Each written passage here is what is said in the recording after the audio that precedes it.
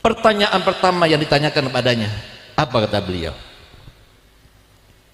Wahai iblis, siapakah manusia yang paling kau benci? Siapakah manusia yang paling kau benci? Dijawab oleh iblis,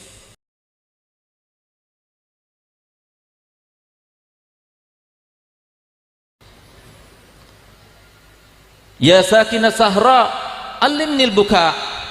Wahai orang yang tinggal di atas gurun pasir, ajari aku bagaimana menangis. Wa zikruka ansani jami'al masaibi. Setiap aku mengingatmu wahai Nabi, semua musibah terasa ringan. Idza kunta anni fit turabi maghiba. Kalau seumpama engkau sekarang berada di bawah tanah, aku tidak bisa melihatmu. Fama anta an qalbil hazini. Engkau wahai ayah, walaupun aku tidak melihatnya, tapi engkau selalu dalam hatiku, tidak pernah terlewatkan. Di saat itulah beliau berkata kepada Imam Ali, wahai Ali, semalam ayahku telah datang kepadaku dan dia berkata padaku, wahai Fatimah, sudah lama aku tidak berjumpa denganmu, sudah lama aku tidak memelukmu. Hari ini adalah waktunya engkau kembali kepadaku dan aku memelukmu. Maka Sayyidina Ali meneteskan air mata dan dia berkata begini kepadanya, wahai Fatimah, tolong kalau engkau nanti berjumpa dengan ayahmu, maka sampaikan 3 pesanku ini. Pesan yang pertama, sampaikan salamku kepadanya dan beritahukan kepadanya bahwa aku rindu kepadanya. Pesan kedua, kalau engkau tidak ridho kepadaku, kalau engkau tidak puas kepadaku, karena aku adalah seorang yang miskin tidak punya, jangan kau adukan kepada ayahmu. Yang ketiga, kalau nanti di padang mahsyar engkau melihat aku sedang ditarik oleh malaikat Zabaniyah, tolong selamatkan aku. Maka kemudian oleh Sayyidatina Fatimah dipeluknya Imam Ali. Maka gantian Imam Ali diperdengarkan suaranya dengan Sayyidatina Fatimah berkata, kalau begitu ya Ali, aku juga berpesan padamu 3 hal. Kalau nanti aku meninggal dunia, engkau yang memandikan aku sendiri, engkau yang mengkafani aku sendiri, dan engkau yang menguburkan aku sendiri. Nanti kalau aku meninggal dunia, ingatlah setiap orang yang dalam keadaan asing, tidak ada keluarga. Ingatlah para yatim piatu. Ingatlah mereka yang masih muda-muda itu yang perlu kasih sayang. Ingatlah mereka sebagaimana engkau akan mengingatku nanti setelah aku meninggal. Yang ketiga, ketika engkau menguburkan aku, ambillah tasku itu. Di dalam tas itu ada sebuah secari kertas, letakkan dalam kafanku, makamkan aku bersamanya.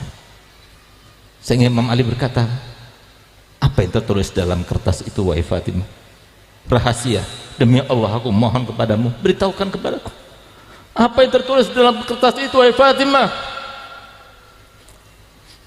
Di saat itulah Sayyidah Fatimah bercerita, dulu waktu ayahku datang kepadaku dan memberitahukan bahwasanya engkau meminangku, dia berkata kepadaku begini, wahai Fatimah, apakah engkau ridha kalau seumpama Ali bin Abi Thalib dia datang meminangmu dengan 400 dirham? Aku katakan kepada ayahku, raditu aliyan walam ardo bil mahar. Aku ridho dengan Ali, tak bekerja ridho dengan mahar. Sekelas aku cuma maharnya 400 dirham, aku tidak ridho Rasulullah. Saat itulah kemudian Jibril datang kepada Nabi Muhammad, katakan wahai Muhammad kepada Fatimah bahwasanya Allah telah berkata, surga terbaik dan semua isinya untuk Fatimah Zahra sebagai mahar Ali bin Abi Thalib untuk Sayyidah Fatimah. Apa kata Sayyidah Fatimah? Saya sampaikan Nabi Muhammad, la arda, aku tidak ridho. Lalu kemudian Sayyidina Jibril berkata kepada Nabi Muhammad, tanyakan kepadanya apa yang dia minta. Maka kemudian Sayyidah Fatimah mengatakan, aku meminta maharku adalah syafaat untuk umatnya Nabi Muhammad sallallahu alaihi wasallam.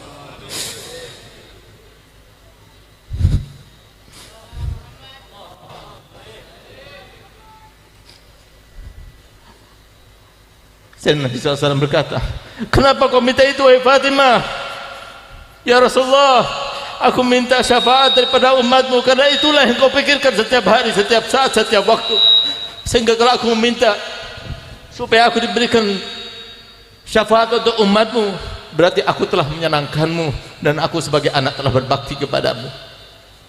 Di saat itulah kemudian Jibril datang membawa kertas, dan di dalam kertas itulah itu yang nanti aku akan bawa, itu nanti akan aku bawa di pada mahsyar.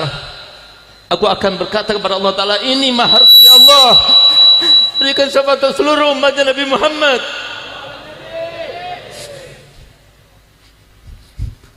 Sehingga Nabi Muhammad tahu, lihat bagaimana pengorbanan putrinya, bagaimana pengorbanan para cucu-cucunya, yang ketika mereka dizalimi, seandainya mereka mengangkat tangannya, pasti Allah mengabulkannya. Mereka tidak meminta itu.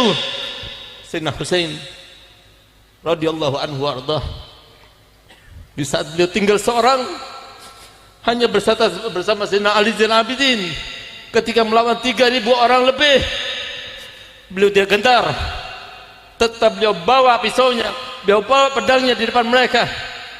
Tapi di saat beliau memandang mereka semuanya, beliau meneteskan air mata. Di mana air mata itu? Ketika menetes tampak kepada Sayyidatuna Zainab, saudara yang ini. Keluar Sayyidatuna Zainab, berlari dari kemahnya, mendekat pada Husain. Ya Husain, di depan mereka kau menangis. Engkau adalah anaknya Ali, engkau adalah anaknya Fatimah. Engkau menangis di depan mereka, engkau takut pada pedang mereka, engkau takut pada kematian. Maka Sayyidatuna Husain berkata, wahai adikku, demi Allah, aku tidak pernah takut kepada kematian, aku tidak pernah takut pada pedang-pedang mereka, tapi aku menangis karena aku melihat di wajah-wajah mereka, aku menampak kepadaku ya Allah dari wajah-wajah mereka api neraka yang siap melahap mereka karena mereka telah memerangi salah satu cucu daripada Nabi Muhammad SAW. Karenanya aku menangis. Kalau seumpama kematian tidak ada di dalam ketakutanku, demi Allah wahai Zainab, aku siap menghadap kepada kakekku karena semalam aku bermimpi datukku Nabi Muhammad, dan dia berkata kepadaku, Husain, hari inilah waktunya engkau berbuka bersamaku di surga. Nabi Muhammad tahu kenapa cucunya itu begitu diingat-ingat, uzakirukumullah fi ahli baiti, aku ingatkan kalian semua termasuk terkait dengan anak cucuku. Kenapa? Karena Nabi Muhammad tahu ketika datang iblis kepada Nabi Muhammad, lalu iblis itu berkata, aku datang kepadamu wahai Muhammad dalam keadaan terpaksa. Nabi Muhammad tidak langsung meresponnya, tapi Nabi Muhammad bertanya kepada Jibril, kenapa iblis itu datang kepadaku? Dan dia berkata seperti itu, ya Rasulullah, tidak ada seorang nabi pun dan rasul pun yang didatangi oleh iblis kecuali dengan maksud dan tujuan untuk menjerumuskannya ke dalam dosa demi dosa, kecuali engkau. Sekarang dia diperintahkan Allah Ta'ala untuk datang kepadamu untuk menjawab setiap pertanyaanmu. Kalau dia itu berbohong di dalam jawabannya, maka niscaya Allah akan mencabut kembali semua yang Allah janjikan kepadanya, di antaranya hidup sampai hari kiamat, bisa masuk ke dalam benak manusia dan sebagainya. Lalu Nabi Muhammad bertanya, pertanyaan pertama yang ditanyakan kepadanya, apa kata beliau? Wahai iblis, siapakah manusia yang paling kau benci? Siapakah manusia yang paling kau benci? Dijawab oleh iblis, yang paling aku benci adalah engkau dan anak keturunanmu. Yang paling aku benci adalah engkau dan setiap yang mewarisimu. Yang aku benci adalah engkau dan setiap ulama yang meneruskan perjuanganmu. Sehingga Nabi Muhammad tahu, kalau ada seorang yang ada orang yang benci kepada keluarga Nabi Muhammad, Nabi Muhammad telah mengatakan, man ahabbakum fahuwa mu'min wa man abghadakum fahuwa munafik. Tidak ada seorang pun yang mencintai mereka, mencintai kalian, kata Muhammad, kecuali dia ada seorang mukmin. Ya Allah, aj'alna minal mu'minin ya Rabb. Dan tidak ada seorang pun yang benci kepada kalian kecuali dia ada seorang munafik. Kenapa Nabi SAW mengatakan demikian? Karena yang benci kepada keluarga Nabi berarti seperti iblis.